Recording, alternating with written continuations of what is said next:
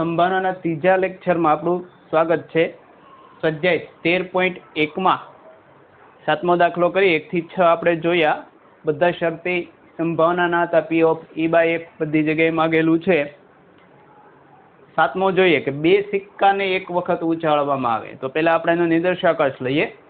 એમાં એક ઘટના એવી છે કે એક સિક્કા પર એચ મળે, ટી મળે. એક સિક્કા પર એચ મળે તો ઈ બાય એફ શોધવાનું. બીજી ઘટના એવી છે કે એક પણ ટી ન મળે, એમાં એફ છે, એક પણ એચ ન મળે તો બંને ઈ બાય એફ. તો પેલા આ બંને માટે આપણે યુ મેળવીએ.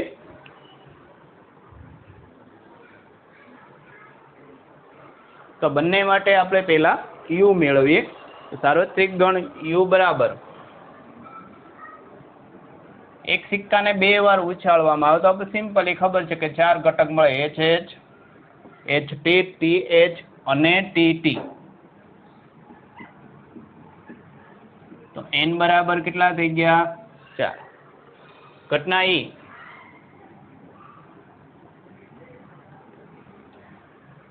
એક સિક્કા પર ટી મળે, ટૂંકમાં એક વખત ટી મળે, એચ ટી, ટી એચ અને ટી ટી પણ લઈ શકાય. એક સિક્કા પર ટી, બીજા સિક્કા રે કઈ લેવા દેવા નથી. એક જ સિક્કા પર ટી મળે એવું નથી. એક સિક્કા પર ટી મળે, બીજા સિક્કા પર ગમે તે મળે એટલે ટી ટી ઘટક આવશે. માટે પી ઓફ ઈ કેટલા થાય?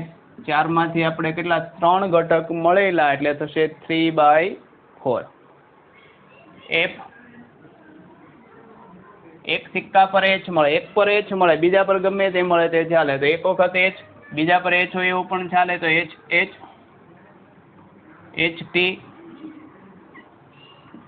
તો પી ઓફ એફ બરાબર 3/4.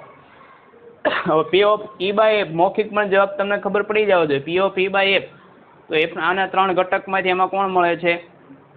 તો કયો મળે? તો ટી એચ મળે છે અને એચ ટી એટલે 2/3 થશે જવાબ.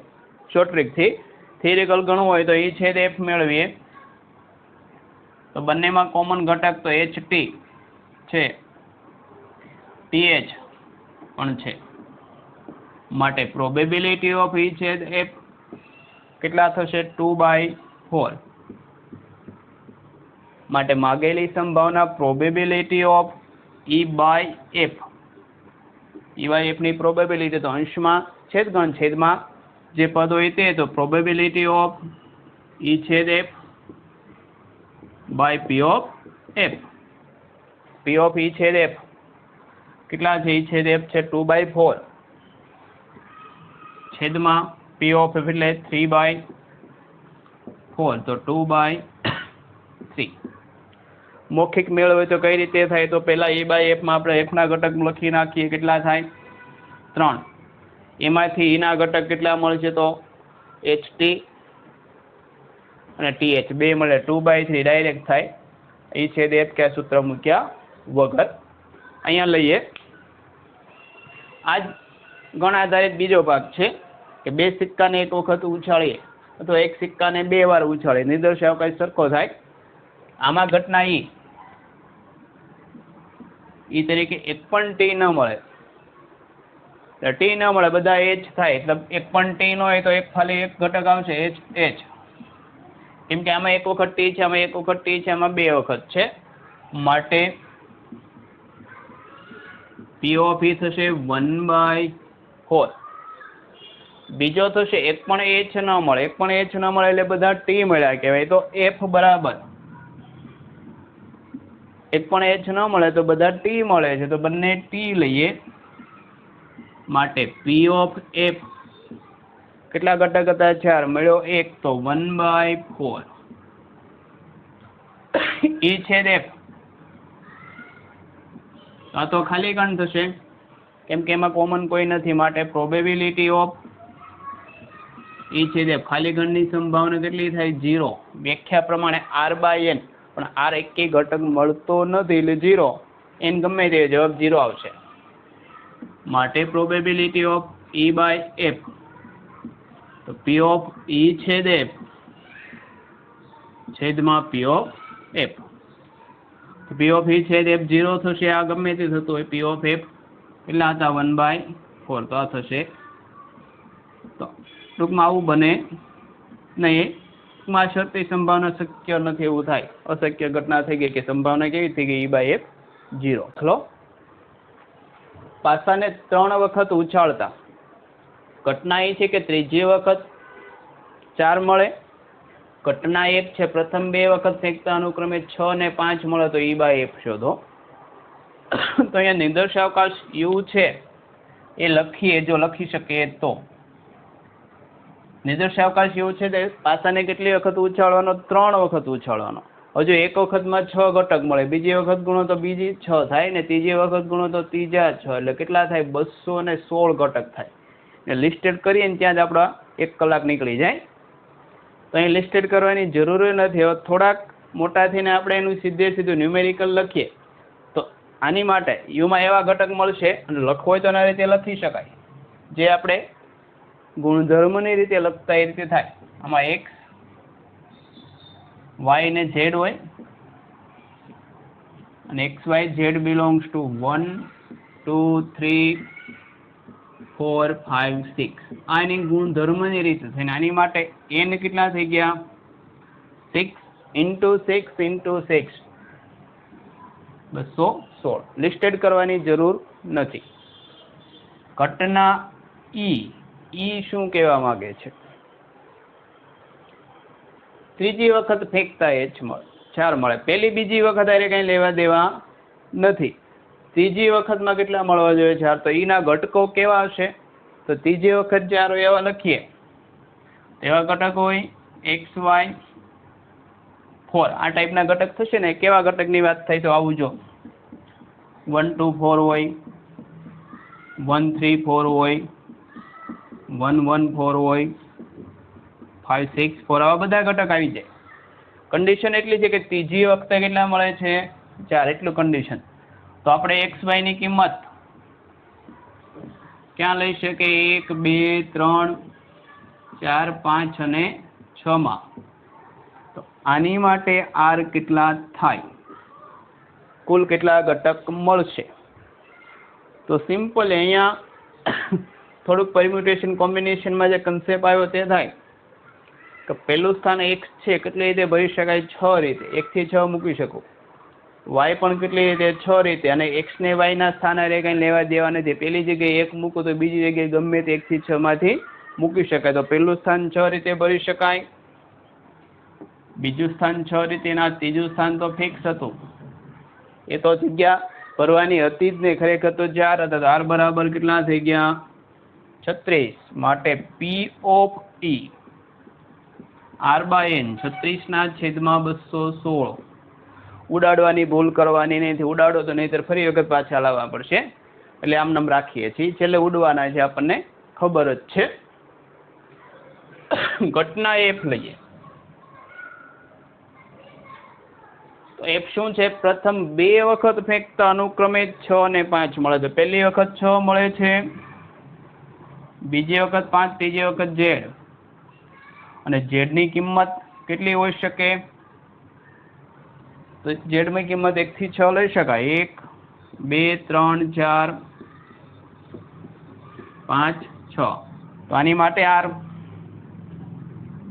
6 થઈ ગયા. માટે P of F કેટલા થઈ ગયા? 6/216. ઈ છેદ F કેટલા થાય? તો ઈ છેદ F માં જોઈએ તો બંને ઘટના પૈકી વિચારો કે ત્રીજી વખત ફેંકતા 4 મળે, પ્રથમ 2 વખત ફેંકતા 6 અને 5. તો ત્રણેય સ્થાન ફિક્સ થઈ ગયા, એક જ ઘટક મળે. જોઈ શકો સમયથી વિચારો કે બંને ઘટના ભેગી બને તો ત્રીજું સ્થાન આના દ્વારા પેક થઈ જશે. પહેલું સ્થાન 6 દ્વારા, બીજું સ્થાન 5 દ્વારા. માટે P of E છેદ F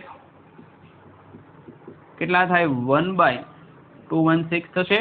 ટોટલ ઘટક મળ્યો 1. માટે માગેલી સંભાવના E/F અંશમાં E છેદ F એટલે 1/216 છેદમાં P of F. P of F કેટલા છે? 6/216. 6 તો 1/6 થશે. તો આ ઘટનાની સંભાવના 1/6 થાય. 9મો દાખલો. કુટુંબના ફોટા માટે, ફેમિલી ફોટા માટે ગયેલા છે ભાઈ. તો માતા, પિતા અને પુત્ર યાદચ્છિક રીતે એક હરોળમાં ઊભા છે, કે ફેમિલી ફોટા માટે ગયેલા છે અને ત્રણેય હરોળમાં એક મસ્ત ફેમિલી ફોટો લેવાનો છે. સેલ્ફી નથી પાડવાની, ફેમિલી ફોટો એટલે વ્યવસ્થિત હોય. સેલ્ફીમાં તો ગમે તેમ મોઢા રાખો તો ચાલે. મમ્મી, પપ્પા અને તેનો એકનો એક પનોતો પુત્ર, ત્રણે ત્રણ લાઈનમાં ફોટો પાડવા માટે ગયેલા છે અને ફેમિલી ફોટો પડાવવાનો છે અને ક્રમમાં ઊભું રહેવાનું છે. એટલે કે ધારો કે આપણે 3 ક્રમ વિચારી લઈએ, 3 સ્થાન. તો કુલ કેટલી રીતે ક્રમમાં ઊભા રહી જાય એ પહેલા લિસ્ટેડ કરીએ. કુલ કેટલી રીતે ઊભા રહી શકશે તે. તો પિતા માટે આપણે F લખીએ, પુત્ર માટે અને માતા માટે, માતાશ્રી માટે લખીશું આપણે મધરનો M. તો આની શક્ય ગોઠવણી યુ લઈએ તો આપણે એવું રાખી શકીએ કે પહેલા ને છેલ્લા સ્થાન ફિક્સ કરી દે. ધારો કે પહેલા મમ્મી ઊભા રહે છે, મધર, અને છેલ્લે ફાધર, ને વચ્ચે આ પનોતો પુત્ર છે. અને મમ્મી આગળ આવી જાય, પુત્ર વચ્ચે ને ફાધર છેલ્લે. હવે એવું છે કે મમ્મી શ્રી વચ્ચે ઊભા રહે છે, તો પહેલા સન હોય ત્યારબાદ ફાધર હોય. તો પહેલા ફાધર હોય અથવા સન હોઈ શકે. અને છેલ્લે માતૃશ્રી વચ્ચે ઊભા રહે છે, તો આગળ પહેલા પિતૃશ્રી અને ભાઈશ્રી આવશે, ત્યારબાદ S અને M. તો આ ટોટલ 6 ગોઠવણી હોઈ શકે. સ્ટુડિયો વાળો આનાથી વધારે ગમે એટલી કરે, 6 થી વધારે ગોઠવણી થઈ શકે નહીં. અને સ્ટુડિયો વાળો પરમ્યુટેશન કોમ્બિનેશન જાણતો એવું જરૂરી નથી. એટલે મેક્ઝિમમ 6 થઈ શકે. એ ગમે એટલી માથાકૂટ કરશે, એનાથી વધારે થાય નહીં.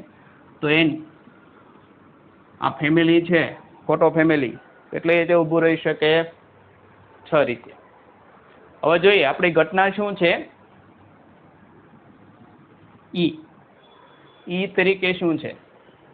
પુત્ર એક છેડા પર હોય, એટલે કે આપણું જે એકને એક માત્ર સંતાન છે એ છેડા પર એ ઘટક લખવાના. એટલે કે એ આગળ પહેલા છેડા પર અથવા છેલ્લા છેડા પર. તો કોણ કોણ આવશે?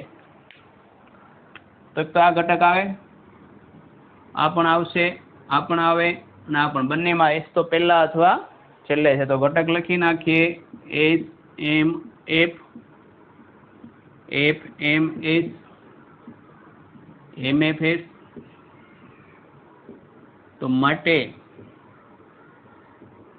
P of E નીચે લખીએ. P of E કેટલા થાય? તો ટોટલ ઘટક કેટલા હતા? 6. એમાંથી મળ્યા છે કેટલા? 4. છેદ ઉડાડવાના તો નથી. ઘટના F. પિતા શ્રી મધ્યમાં છે, પરમ પૂજ્ય પિતાશ્રી ક્યાં છે? વચ્ચે હોય એવા ઘટક લેવાના. તો પિતાશ્રી વચ્ચે હોય તેવા, એટલે કે F વચ્ચે હોય તેવા ઘટક કોણ થશે? તો એક આ થાય અને બીજો આ થશે. તો 2 ઘટક લઈએ, પરમ પૂજ્ય પિતાશ્રી વચ્ચે હોય તેવા, MFS, SFM. માટે પ્રોબેબિલિટી ઓફ F. ટોટલ 6 માંથી પિતાનો વારો કેટલી વખત આવ્યો? 2 વખત. ઈ છેદ F બંનેનો કોમન, તો નાનામાંથી ચેક થાય. MFS અહીંયા પણ છે, અહીંયા પણ છે. SFM અહીંયા પણ છે, અહીંયા પણ છે. તો આના અંદર બંને ઘટકો આવશે. તો MFS, SFM. Probability of E છેદ F કેટલા થાય? 2/6. તો માગેલી સંભાવના P of E by F અંશમાં P of E છેદ F છેદમાં પી ઓફ એફ.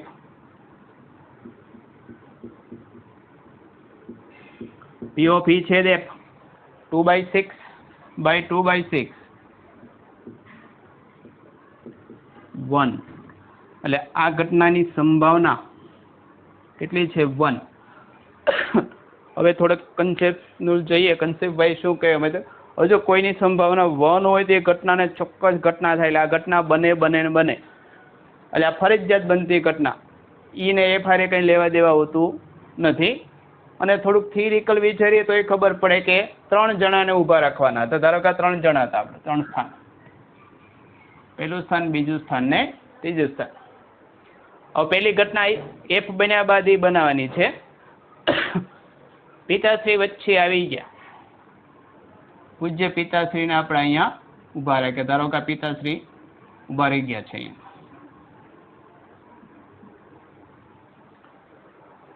તો